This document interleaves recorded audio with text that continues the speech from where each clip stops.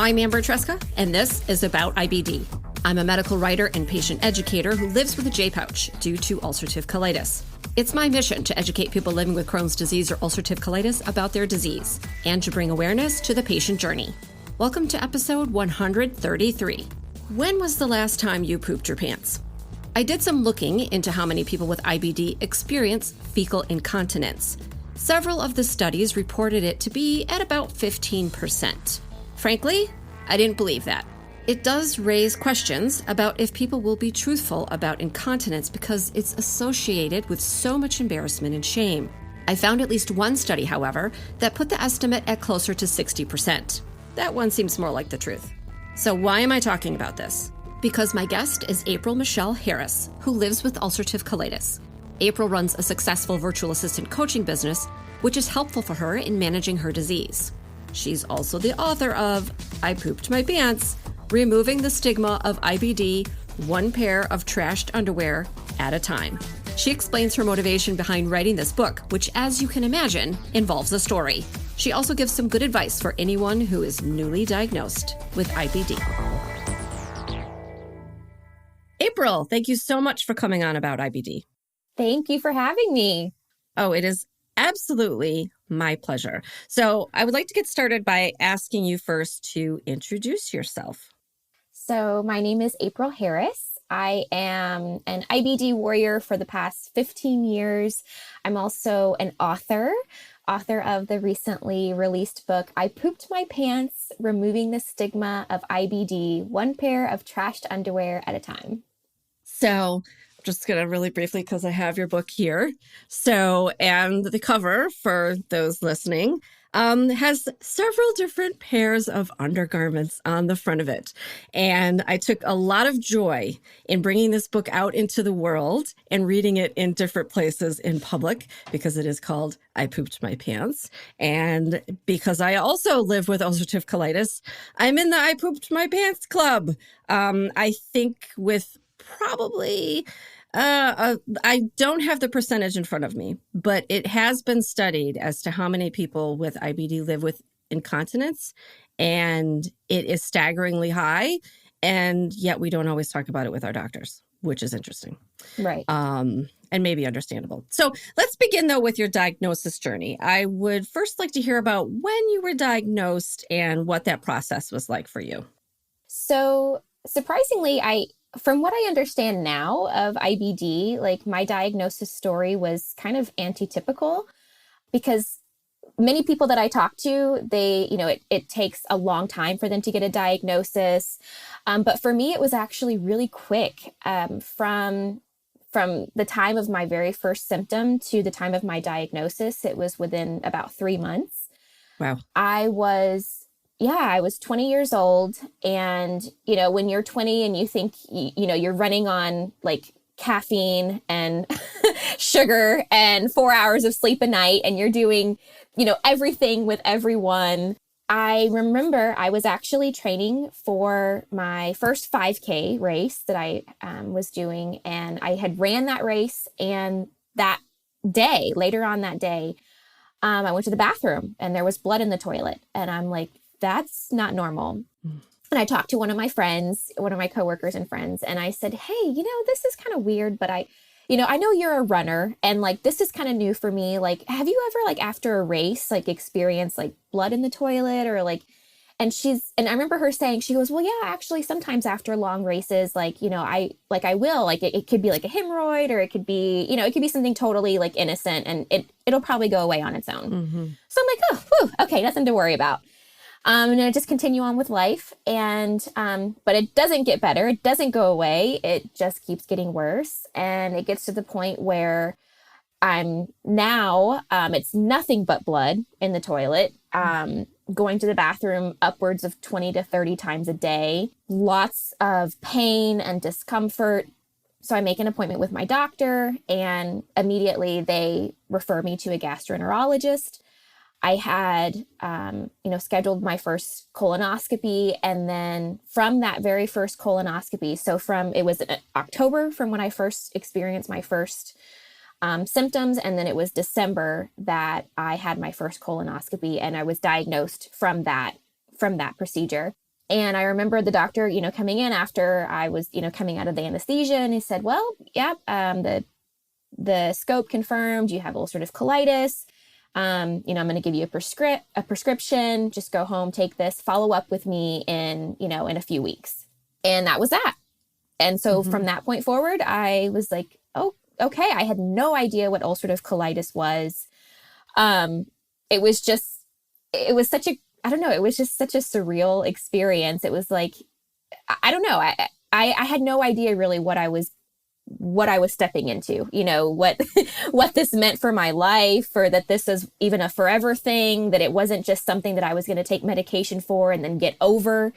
It was like, no, this is just what you have. And I remember going home and looking up online and finding out just information like it's something that affects mostly, interestingly enough, like Jewish people. Like I remember reading about that and people that were like 55 and up, and here I was 20 years old and I'm like, what in the world? Like I didn't know anybody else, that had this disease. And, this was way before, the time of social media where you can easily search, hashtag ulcerative colitis or hashtag IBD or, IBD warrior. And, you have all of these resources that come up. This was way before that time. So I remember just feeling like, what in the world? I had no idea, really what that meant for my life and what that would look like. And so because I was so inflamed and like the disease was so really severe at that point, I went downhill really, really quickly from that. The medication didn't help. I was losing more blood, losing more weight. I was jaundiced.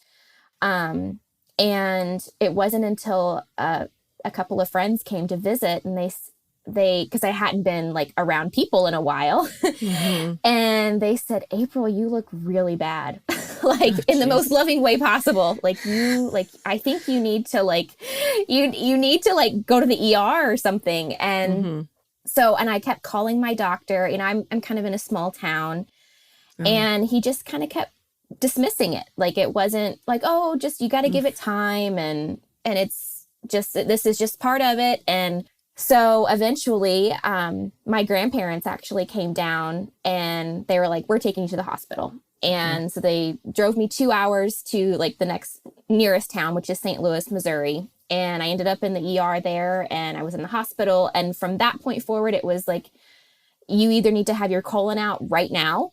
Like they're prepping me. Like as soon as I really check into the hospital, they're prepping me for an emergency colectomy. Or they said you can try Remicade, which Remicade is a biologic. And they said, if this doesn't work, within the first like 24 to 48 hours to turn you around, then we're going to go with surgery. So it just, everything progressed super, super fast from the point of diagnosis. At that point, thankfully the Remicade worked, and my numbers started getting better. Inflammation was going down. So from that point forward, I was on Remicade for quite a few years.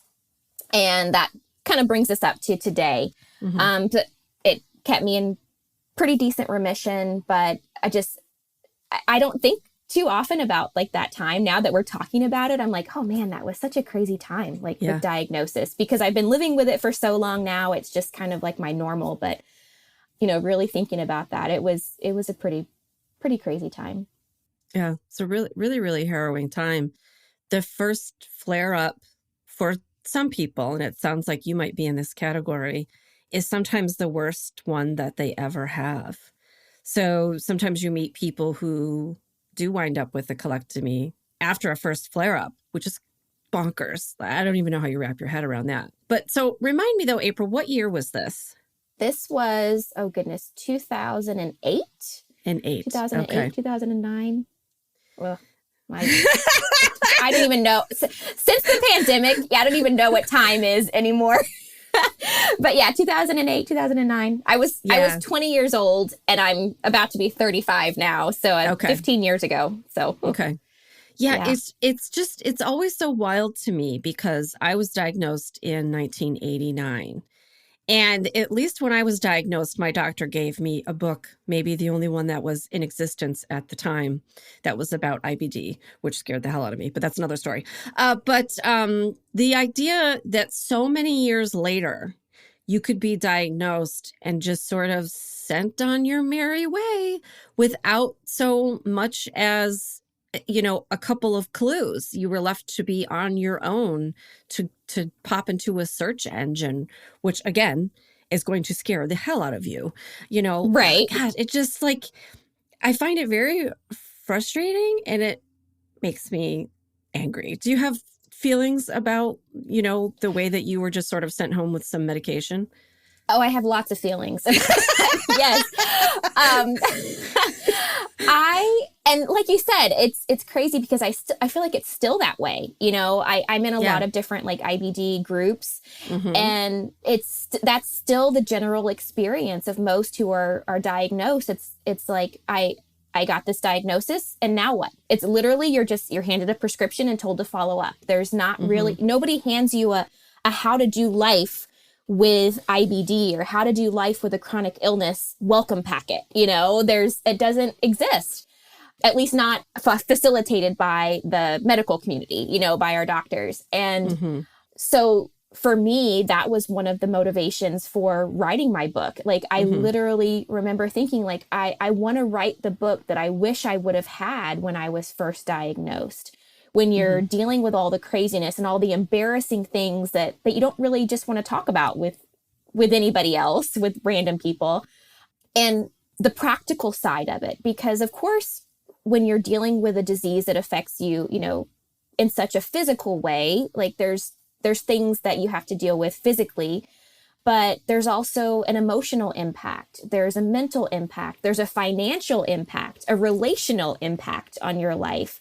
So that's why I think it's so important that we have patient advocates and we have people who have that lived experience that are so vocal. Like, for instance, I never thought I would be the girl on the internet who pooped her pants and decided to write a book about it. But here we are. Somebody had to do it. So I guess that's me. And like I said, my family was kind of mortified whenever I told them the title, about the book, when I had this idea for it. But I told them, like, listen, the people who get it. Like, and everybody who I talk to, like, within the IBD community, or whether you have IBD or you love someone who has IBD, it's like, oh my goodness, yes, like, somebody needs to talk about these things. And because it's our lived experience, it's real. Yeah, it's super important because your medical team can only take you so far. You do need to have somebody else in your life that understands it in a more intrinsic way.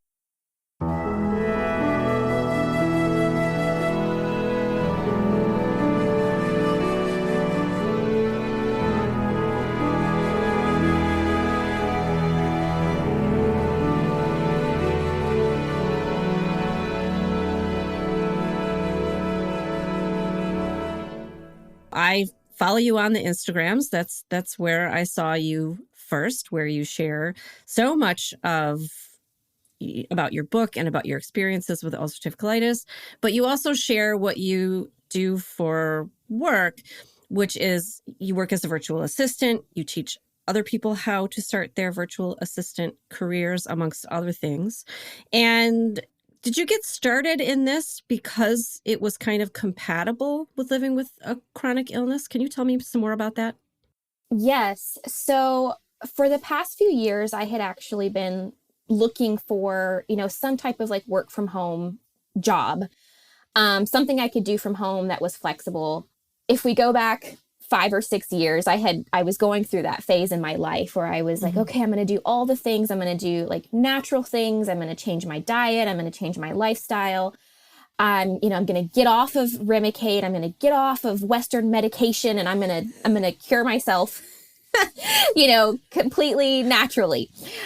Fast forward a little bit through that didn't happen, Well, I'm sorry you didn't find the miracle thing. Yeah. But also, yeah, it didn't happen. Right. Yeah.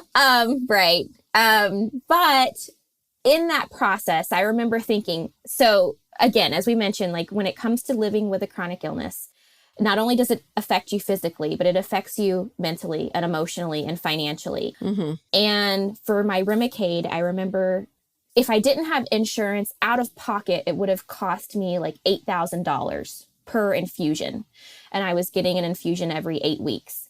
Mm-hmm. And so I remember thinking in my head at the time, like, oh, I need a job with insurance. Mm-hmm. And at this time also I was flaring because I was trying the all natural thing and it wasn't working for me. And so also trying to work on top of that. Mm-hmm. But my heart has always been with the autoimmune community, the IBD community, because it's very, of course, near and dear to me and my lived experience. And I remember thinking, you know what, I think I want to be like a health coach, because here I was going into like natural health and, just doing things that I could control to better my situation. And that was in 2019. I had gone back to school. I was doing some like trainings and stuff online for, holistic nutrition and coaching. And so then I had invested in this program to build my own online health and wellness coaching business.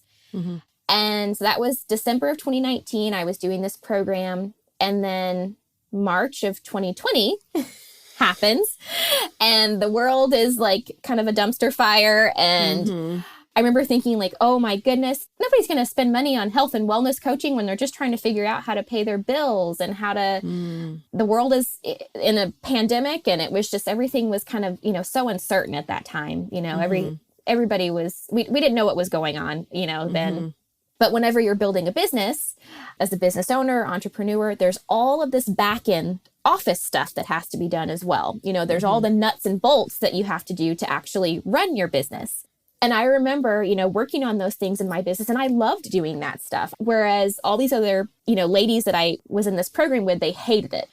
And one of my friends one day, she was like, April, you're really good at this. Like, you should do this for work, like a virtual assistant. So that was the first time I had ever heard even the word virtual assistant. I didn't even know that that was a thing. And so I kind of switched gears. I had put it out there and said, hey, I'm offering services as a virtual assistant. If anybody's needing support, let me know. Within 3 days, I had my first client that I didn't even know prior, to that. And then within 3 weeks, my schedule was completely booked with VA clients. And so at that point, my business my VA business was taking off while my health and wellness coaching business was really doing nothing. And so I got to this crossroads in my business and I'm like, okay, well, do I do this work as a virtual assistant because this is what's making me money? But at the same time, I love working with this demographic. I love working with people who have health challenges and supporting them. And so then back to the drawing board I went and I figured out a way to combine the two. And so now, not only, as I mentioned, I work as a virtual assistant myself, but I also have a course and a coaching program where I teach those who do have autoimmune or chronic illnesses how to build their own business from home as a virtual assistant with skills that they already have. One of the things that I've learned in living with a chronic illness is there's a lot of qualities and there's a lot of skills that you gain because of it, because of the nature of living with a chronic illness. We learn resilience, we learn problem solving, we learn time management and energy management and task management because we have to. We don't really have any other option. And all of those qualities and skills make us perfect virtual assistants because those are the exact types of skills that business owners and entrepreneurs love to have in someone on their team. They love to have people who are problem solvers and who know how to manage their time and their energy. And so helping like my students to be able to see like, oh yeah, like I do still have a lot to offer. Like I have valuable qualities and skills that I can still offer, in the workforce and be compensated very well for it. And it's a very empowering feeling. Yeah. Yeah. It does seem to be serving you well. One of the things though, that you didn't mention is motivation. And that's something that, you've discussed on Instagram, and it is something it sounds like has propelled you. You've had some clear pivot points that maybe you wouldn't have taken had you not had ulcerative colitis. But behind all of that is motivation. We live with these diseases. We're tired all the time. We have brain fog. I'm just speaking for myself. I don't want to speak for you, but I'm tired and I have brain fog. And so the motivation can be really difficult to find. How do you stay motivated? So it's so funny. And I'm so glad that you asked me this question, because although I need flexibility because of my health, I also am discovering about myself that I also really need structure to get things done and to be motivated to get things done. So getting up and getting out of the house is really important for like my mental health and my emotional health. So like for me to actually get up and get dressed and go to a coffee shop or go to like a co-working space helps me so much with motivation and productivity. So that's something that kind of helps me stay motivated is getting out of the house as I can. But then, like I said, it is nice to have that option that if I can't get out of the house, I can still make a living. Yeah, you need to have that flexibility. And I always say that I also think, at least for myself, I've worked from home for a really long time. And I would sometimes have colleagues tell me that they didn't understand how to do that because they would get distracted. They would get distracted by the dishes or the laundry or whatever. And I think it's one of those things that like you really just have to shut that off. You have to let go of the other things. And for me, and it sounds like for you too, having a deadline, having somebody say, I need this by X day or time is helpful in doing that. And so I think that your love of the structure, and that also helps you in your VA business because people need their things and they need them when they need them, right? So yeah, all of that ties in together. I agree. Not being able to get up and go somewhere during the pandemic, it didn't wear on me in the beginning. But finally, like 2 years in, I was like, okay, I really wish I could go somewhere, hang out, and just look at 4 different walls for a little while, Yes. So, yes. And, another thing that a lot of us deal with, the mental aspect of living with chronic illness. We're finally just starting to, I feel like, scratch the surface of this. When I was diagnosed, it never even came up. But you've been transparent about how you live with depression, you live with anxiety. But how do you incorporate that with your clients and with your physical health? And how have your clients responded to that part of living with ulcerative colitis?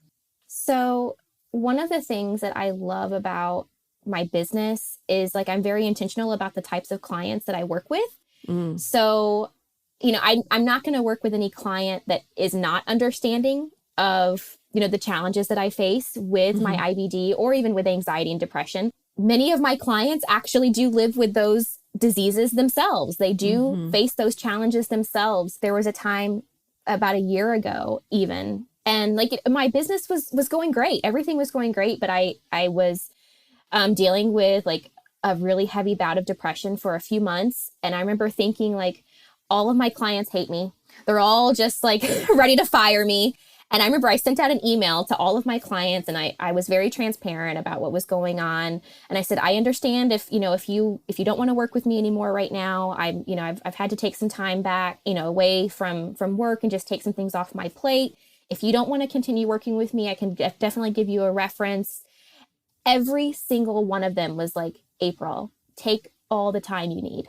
Take care of you, and I remembered like just thinking like, oh my goodness, like they're awesome. So one of the things that I've learned with dealing is being transparent about it.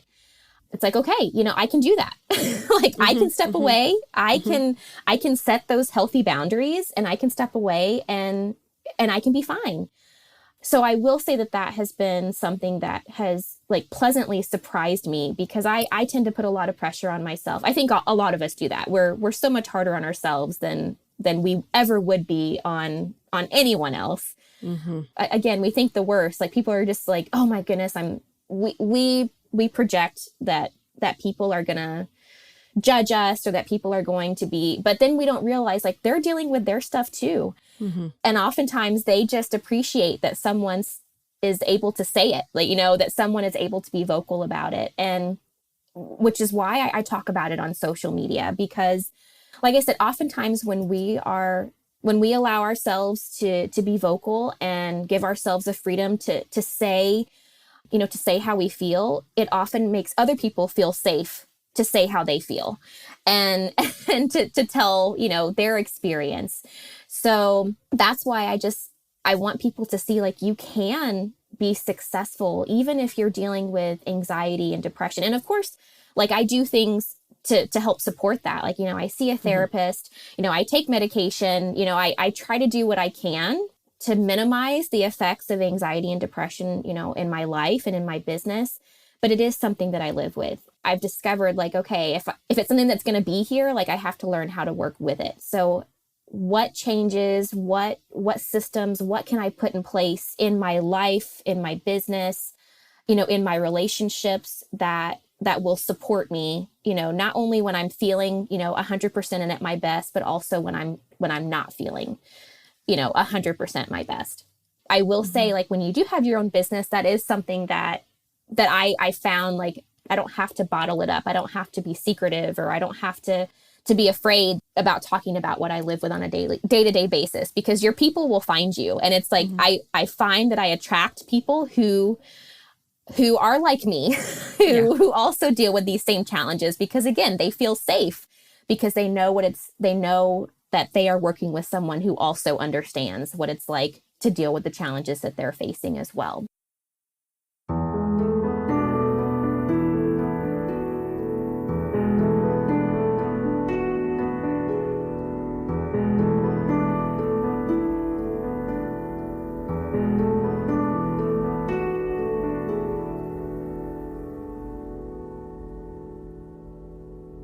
April, as we mentioned, you're an author. You wrote a book entitled I Pooped My Pants, Removing the Stigma of IBD, One Pair of Trashed Underwear at a Time. As a person who has left more than one pair of underwear in the trash in public places, I identify with it, as will our audience, I'm sure. Tell me a little bit about the process of writing your book, though. I kind of know where you got the idea, but where'd you get the idea and how did you go about this? So if you can imagine, it actually stemmed from a very unfortunate experience where I pooped my pants very publicly. And it was not the first time. It won't be the last. Yeah. But the situation, or that day, I remember I had met a friend for coffee at a new coffee shop, and we were going to be doing a photo shoot. And we went to this new place that I had never been to before. Well, of course it hits me, and I'm like, oh goodness, I got to go to the bathroom. And my friend is like, oh, well, I don't think that they have a public restroom here. And exactly, right? And at the time, hindsight is 2020. Like, I could have explained the situation. I'm sure they would have let me use the bathroom, but in the moment I was like, you know what? That's fine. No big deal. I'm just going to jump in my car and I will run up the street to a different coffee shop that I'm very familiar with, that I go to all the time. I know exactly where the bathroom is. Like, I'm going to run to the restroom and then I'll meet you, at the location. So I get in my car. I'm doing like the deep breaths. Like, okay, you can make it. You can make it. So I drive, I get a front, parking spot. I'm right outside the door. I'm thinking, okay, April, like, you can do this. Like, only 20 steps from the door to the bathroom. Like, you can do this. I'm unbuckling my pants. I'm like, trying to prepare. I know all of this. It's so familiar. Oh, yeah.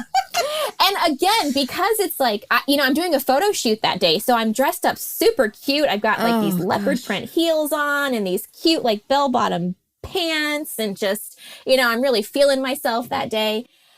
And so I'm like, okay, April, just make a run for it. So I get out of the car, I'm like sprinting towards the bathroom, and like, for whatever reason, I don't know why our brain and our gut does this, but the closer you get to the bathroom, like, the urge is just, it just multiplies.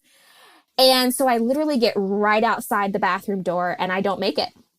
And I'm like, oh no, and so I get in the bathroom, and so now it's no longer like, it's just a cleanup mission, right? Yep. And so I'm in the bathroom, and I just remember, like, normally, like 10 years ago, April, like, I would have bawled. I would have just been like so defeated, and I would have been so embarrassed. I mean, it was embarrassing, but it would have ruined my whole day. And I remember I'm in the bathroom, And I like kind of like laughed to myself and I'm like, this is so ridiculous. Like, of course this would happen today. Like, of course, you know, I'm all dressed up. I'm like really feeling myself. And like, of course this would happen right now. Like, I need to FaceTime my sister. Like, so someone can share in this like moment with me, you know? And in that moment, it just like, it was kind of an epiphany. I was like, man, April, like how far you've come, you know, from that very first diagnosis to now, you know, 12, 13 years later, when this event happened or when this, you know, story happens. And I'm just thinking, wow, like you never would have thought you would get here where you could actually laugh about this, you know? Yeah. You're still living life, you know? And I remember thinking when I was first diagnosed, like I had all these plans for my life and just thinking, okay, well, that's all out the window now. Like I'm married now. Yeah, I had actually met my now husband at the time when I was during this whole diagnosis process. But I remember thinking like, no one's going to love you. Like you're damaged goods. You know, this is horrible. This is my inner dialogue at the time, you know? Yeah. You know, like you're never really going to be able to travel. You're going to be tied to this medication for the rest of your life. You know, it's just like your whole life is going to revolve around this. Now, fast forward, and although my life, it still does affect my life. Like I will say, I don't want to say my life revolves around it, but it's my entire life is affected by my disease. And now, of course, with my business and in my book, like, yes, I talk about it a lot, but it's not my entire life. Like I still have a very fulfilling life. I still travel. I have a wonderful, you know, partner and husband, and you know, I have a thriving business, and there's so many like amazing things that have happened to me since my diagnosis. And because of it, you know, here I am on a podcast talking about this with you. And, you know, these are experiences that I never would have had otherwise. So just because my life looks different than what I thought it was going to look like when I was first diagnosed doesn't mean that it's necessarily worse. So 34, 35-year-old April, looking back at, you know, little April when she was diagnosed, I can say like it gets better. Like this is not the end of the world. Like, yes, your life has been changed, but your life is not over. You know, like you still have so much that you're going to do with your life. I think writing this book was a big piece of that acceptance, you know, puzzle as well. Like finally getting to that place where, okay, like this is something that I live with. It's something that I have. It's not something that happens overnight, but it is eventually, you know, you can get there. You can get there. So if I had to say anything, you know, to those who are newly diagnosed, like, yes, like it sucks right now. Like it sucks. And yes, your life has been changed and you're going to go through that grieving process, and it's okay to be angry and upset, and it's okay to cry. It's okay to grieve what you've lost. But at the same time, like, know that you don't have to stay in that place, and you won't be in that place forever, that there is life after diagnosis. Oh, little April. I have empathy for her. Oh, and perspective, I think, is hard to come by, but you clearly have come around to it and have taken quite a journey. And from myself, a lot of my life revolves around the IBDs. A lot of your life also revolves around the IBDs. I can appreciate how far you have gone to come around to acceptance, coming around so far to acceptance that you wrote a whole book about pooping your pants, which is wonderful. But you have to have things in your life that don't revolve around the stupid IBDs. Tell me, what's your favorite thing to do for self-care that's got nothing to do with ulcerative colitis? So, you know, it's so funny because I have tons of hobbies that like I'm all about for like 2 or 3 months, and then I move on to the next thing. So I like, what do they say? A jack of all trades, master of none. Like, yeah. I swear, like every 3 months I'm picking up something new. Like, I feel like I'm a chronic learner. Like I love to learn new things. Like, but I don't have like any one thing that I do consistently, like all the time that I've been doing for years. But one thing that I would still be doing now if I could. So I actually took up outdoor roller skating during the pandemic. Loved it. I was doing it every single day. Like, it was my favorite thing. And I still love to roller skate, but I fell and broke my arm twice. Oh my gosh. Yes, the same arm twice. Within I fell and broke it. And then I was off of skates for a while, and my doctor gave me the go ahead, like, okay, yeah, you're all healed. You can go out again. And like that same week I fell and re-broke it in the same spot. So my husband was like, you've got to give up the skates. Yeah, you're done. You're done.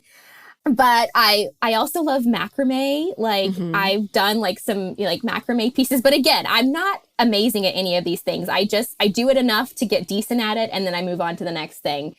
Like, I love like trying to learn new instruments, but again, I don't stick with it long enough to actually, like, I learned one song and then I'm like, okay, now I'm on to something else. So it's like piano, guitar, ukulele, and then I'm moving on. But so as far as like ongoing hobbies, like I said, I don't have like any one thing that I do, but I love to learn. So I will say that is probably my hobby. Like, I like to learn new things, then I move on to something else. So I'm a chronic learner, I guess. That's my hobby. I love that. I think that's really unique. I also think a lot about the idea of when you get to be an adult and starting new things can be difficult, and you also have to give yourself grace and patience to suck at something for a little while until you learn how to do it against whatever measure you're looking to measure it against, whatever that looks like. So I actually think the fact that you try a lot of new things says a lot about your character, because you're willing to not know anything and to keep going until you've ridden that as far as you're willing to go. So that's what I'll say about that. Yeah, I'm a beginner. I'm a chronic beginner too, I guess. But I would love to get to the point where I can be good at something. Maybe I will really enjoy that feeling one day if I ever make it that far. But yeah, I do. I love to learn. I love it. I love a challenge. Yeah, I like to figure things out. And yeah. So thank you for that. I like your perspective on that. That makes me feel a little bit better about it. Oh, I think it's great. Well, April, I want everybody to be able to find you. I don't think you're difficult to find, but your social media is a truly wonderful space. So tell me first your social media, and then also tell me where people can find your book, I Pooped My Pants. Sure. So online, I am known on Instagram as well as Facebook, virtually April Michelle. So on that main page, I talk mostly about like my VA business and my course. So if you are interested, in learning more about the VA world and how to get started, I also do talk about building a business with a chronic illness and things like that on there. So virtually April Michelle. And then if you are interested in my book, so I do have a separate Instagram page for that, which is I Pooped My Pants Book on Instagram. You can also go to ipoopedmypantsbook.com to learn more about me as an author and the book itself. And you can find the book on Amazon. So I'm sure if you just Google search I Pooped My Pants Book, it should show up right at the top. Yeah, so check it out. And my DMs are always open. I love having conversations with people. And that's one of the things that I love too about this book is that so it's not only my story, but there's 20 other stories of other IBD warriors who are sharing the good, the bad, and the ugly of living with IBD. And some of those ones that shared their story in the book are ones that I've connected with, in online communities. So yeah, Instagram, Facebook, website, you can find me on there. And if you want to reach out, please say hi, send me a DM. I'd be happy to chat. That's amazing. April, thank you so much for all the work that you're doing in the community and for being so transparent with everything that you've been through and for writing your book. It was a joy to read, and I especially loved reading it out in public. And thank you so much for coming on about IBD. This has been really lovely for me. Thank you. It's been a lot of fun for me too. I love it.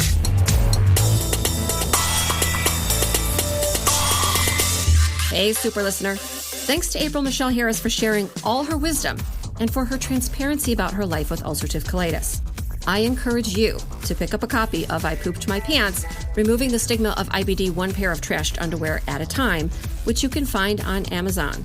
I will put a link in the show notes. Maybe take a selfie if you're out reading it in public and send it to April or myself. Our DMs are always open.